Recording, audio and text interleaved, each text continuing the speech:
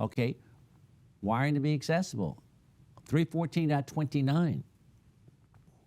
Boxes and conduit bodies must be installed so that the wiring and devices contained within the box and the conduit bodies are accessible.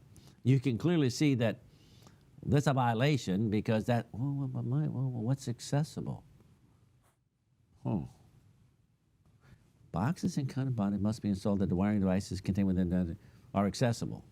I think generically, I don't know if we have to have a definition of accessible, but there might be a definition of accessible, and here it is right here.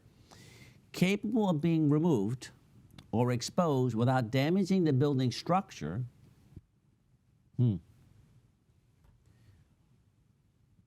or finish, or not permanently closed in or blocked by the building structure or other electrical equipment other than building systems or the building finish. There's a lot of words. This is simple. Clearly that's not accessible. But what we don't show here, and maybe one of you guys or streamer, somebody can get to me one time somewhere, is this rule applies where after you install your box and everything, they start putting in a conveyor, they put equipment, they have a racking system. And now your electrical stuff is behind this. And there's no way to physically get there because the definition was revised in 2023, and it says this: not permanently closed in or blocked by the building structure, which we know that. That would be like the concrete right here. Or other electrical equipment. In other words, you can't have your electrical blocking your electrical. I don't know if we had that picture of the LB with the LB. And you can't have plumbing, ducts, drains, and other mechanical systems. So this has been expanded dramatically. Yeah, a common application is where you have a box up on the ceiling and then they run a AC duct over it. You won't be able to get to it. So okay, that's another example. Great one. Underground boxes and handhole enclosures. 1 second.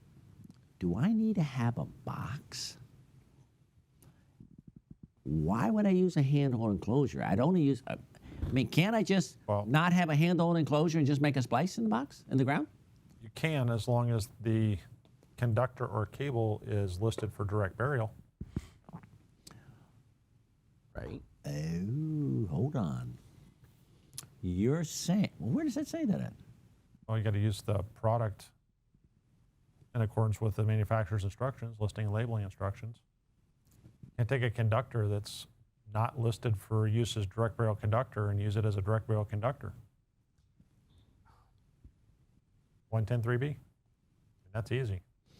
Let's just pass that part that you're at. Let's just talk about when can I make splices of conductors without a box? Okay, well, there's a lot of times. No, code.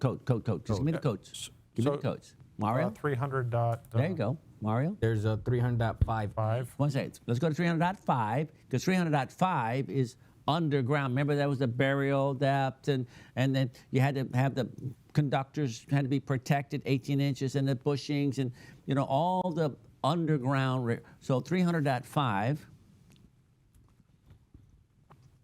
It's 5E. Is that what it was? Yes. Well, Yep. Okay, Brian's going to pop that full up for us here. And you guys, by the way, when Brian's do this, and I mention this, everybody should be opening the code book and not like waiting for us to show it to you, because it's hard to see this on a screen. Direct buried conductors or cables. And what did I say in my graphic? Do you remember what I did in my graphic? I said what? UF and USC cable. Oh, right. Right. Because the apprentice is not going to know what that. So if you put UF or USC single conductors, no, actually it could be single conductors or multi-conductor cables, Or multi-conductor, either one. They can be spliced. So back to where I'm at here, more than likely if you're putting raceways, you're not putting direct buried rated conductors. But if you did, so since you're putting in raceways, right? But only if I'm putting in raceways, that I have to use conductors, then I'd have to have a handhole enclosure. But if I ran direct buried cables, then I just don't put a handhole enclosure. I don't have to have a handhole enclosure. Agree with that. Okay, so now let's go back to the rule. The underground box or handhole enclosure are accessible. Okay. We probably should change the text. Underground boxes or handhole enclosures that are are accessible without excavation, trenching. Okay, I think the thing is that you can put boxes underground if they are accessible without excavating sidewalks, paving, earth, or other substance used to establish the finished grade. So you making that note, Mario? Yes. So you can bury them as long as they're accessible. Well, right there, you can see the cover. Good.